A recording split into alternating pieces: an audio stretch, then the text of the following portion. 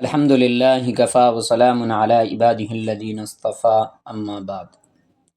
فضیلت علم، شیطان کی چالیں اہل علم پر بھی۔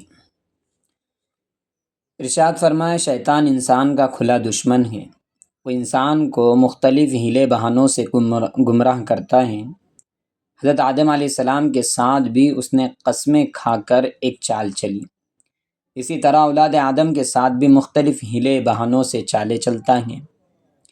انسان کے دل میں وسوسے ڈالتا رہتا ہے کہ اگر میں نماز نہیں پڑھ رہا ہوں تو کیا ہوا، اور بھی بہت سے لوگ نماز نہیں پڑھتے۔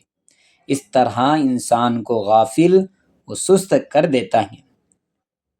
شیطان عورتوں کو بھی سکھاتا ہے، اگر آپ پردہ نہیں کریں تو کیا ہوا، کتنی عورتیں ہیں جو پردہ نہیں کرتی، اگر وہ جنت میں چلی گئی تو ہم بھی چلے جائیں گے۔ کبھی دل میں یہ بات ڈالتا ہے کہ اگر پردہ نہیں کیا تو کیا ہوا، میرا دل تو صاف ہے۔ یہ صاف دل کی علامت نہیں بلکہ خراب دل کی علامت ہے۔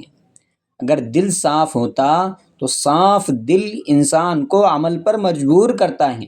صرف کہہ دینے سے دل صاف نہیں سمجھا جائے گا، بلکہ دل صاف ہوگا تو عمل کی گواہی پیش کرنی پڑے گی۔ علم کا تکبر، ارشاد فرمایا، جو عربی سیکھ کر قرآن اور حدیث پر عبور حاصل کرنے کا دعویٰ کرے وہ ایسے ہی ہے جیسے کہ کوئی انگریزی زبان پڑھ کر یہ سمجھے کہ اب وہ میڈیکل اور انجینئرنگ کا ماہر بن گیا۔ اس لیے ضروری ہے کہ قرآن و حدیث کو کسی باعمل استاد سے حاصل کرے تاکہ علم کا غرور دل میں پیدا نہ ہو۔ علم کا تکبر بڑا تباہ کن ہوتا ہے۔ علم پڑھ کر بھی بندہ گمراہ ہو جاتا ہے۔ افرأیت من اتخذ الہہ ہوا واضل اللہ علی علم، کیا آپ نے اس کو نہیں دیکھا جس نے اپنی خواہشات کو اپنا معبود بنا رکھا ہے، اللہ نے اسے علم کے باوجود گمراہ کر دیا۔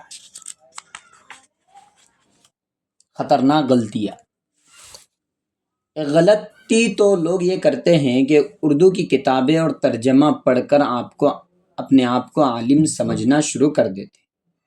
اس سے بڑھ کر غلطی یہ کرتے ہیں کہ اس پر اجتہاد بھی شروع کر دیتے ہیں، یعنی فتوے دینے شروع کر دیتے ہیں، اپنی رائے سے مسئلے بتانا شروع کر دیتے ہیں۔ یہ چیز انتہائی خطرناک ہے۔ دین کا کوئی مسئلہ اگر اپنی رائے سے بتا دیا تو اس کا بوجھ بتانے والے کے اوپر ہوتا ہے۔ چند باتیں پڑھ کر یہ سمجھ لینا کہ میں بہت کچھ جانتا ہوں، یہ اس کی دوسری بڑی غلطی ہے۔ ان دونوں کاموں سے بچنا چاہیے۔ اگر انسان کوئی بات پڑھے اور وہ سمجھ میں نہ آئے تو فوراً استادوں سے اس کی تصدیق کرائے کہ میں نے فلاں کتاب پڑھی ہے، میں نے اس میں اس طرح سمجھا ہے، کیا میں ٹھیک سمجھا ہوں یا میرے سمجھ میں کوئی غلطی ہے۔ ہمیشہ یہ اصول یاد رکھیے کہ باعمل علماء سے خود سمجھی ہوئی بات کی تصدیق کرائیں۔ کون سا علم صحیح ہے؟ صحیح علم وہ ہے جو استادوں کے پاس بیٹھ کر حاصل ہوتا ہے۔ ہر چیز کا ایک دروازہ ہوتا ہے اور علم کا دروازہ تکرار ہے۔ لِكُلِّ شَيْءٍ بَابٌ وَبَابُ الْعِلْمِ تَكْرَارٌ، گویا استاد سے علم حاصل کرنا پڑتا ہے، دوسرا اس کا تکرار بھی کرنا پڑتا ہے۔ یہ چیزیں شخصی مطالعے سے حاصل نہیں ہوتی۔ اگر کوئی آدمی از خود کتاب پڑھ لے اور سمجھے کہ میں نے علم حاصل کر لیا ہے تو اس نے علم صحیح طریقے سے حاصل نہیں کیا۔ کچھ باتیں وہ صحیح سمجھے گا اور کچھ باتوں میں خامی رہیں گی، کوتاہی رہے گی۔ لہٰذا ایسے علم کو پورا اور صحیح علم نہیں کہیں گے۔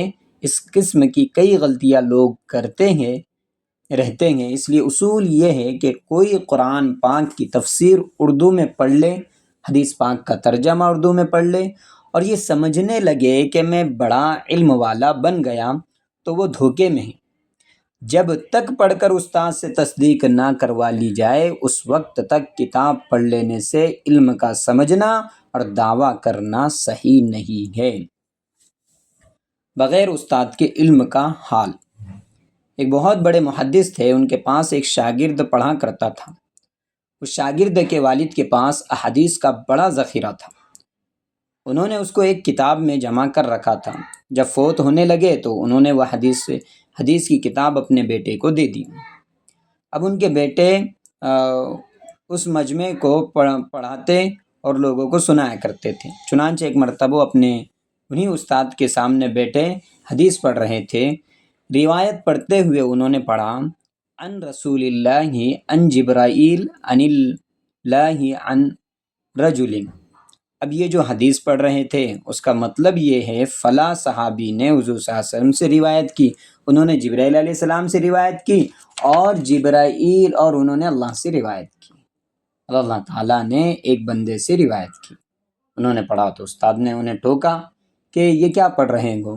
شاگرد نے پھر ویسے ہی پڑھ دیا۔ پھر استاد نے اسے ڈانٹا کہ ذرا ہوش سے پڑھو۔ اس نے کہا لکھا ہوا تو یہی ہے۔ استاد نے کہا کہ ذرا مجھے کتاب دکھاؤ۔ جب کتاب دکھائی تو استاد نے دیکھا کہ لکھا ہوا تھا ان رسول اللہ ان جبرائیل ان اللہ عز وجل۔ تو اللہ تعالیٰ کے سامنے عز وجل لکھا ہوا تھا، لیکن لکھنے والے نے اس طرح لکھ دیا کہ الفاظ آپس میں مل گئے اور وہ رجلن پڑھا جا رہا تھا۔ اس سے یہ ثابت ہوتا ہے کہ اتنے بڑے بڑے اہل علم کو بھی فقط کتاب پڑھنے سے غلطی لگ سکتی ہے، تو پھر ایک عام آدمی صرف کتاب پڑھ کر علم صحیح کا دعویٰ کیسے کر سکتا ہے؟ اس لیے علم کو سیکھنے کے لیے باعمل علماء کے پاس بیٹھنا چاہیے اور ان سے باتیں سمجھنا چاہیے اور ان سے علم حاصل کر لینا چاہیے۔ اور یہ جبھی ہو سکتا ہے جب کسی کی صحبت میں بیٹھ کر، زانوئے تلمذ میں بیٹھ کر علم حاصل کرنے کی طلب ہو۔ جب ہم یہ کریں گے اللہ پاک ہمیں وہ علم عطا فرمائیں گے جو نفع بخش ہو، دنیا کے اعتبار سے بھی اور آخرت کے اعتبار سے بھی۔ اللہ تعالی ہم سب کو ان باتوں پر عمل کرنے کی توفیق نصیب فرمائے۔ وآخر دعوانا ان الحمد للہ رب العالمین۔ السلام علیکم۔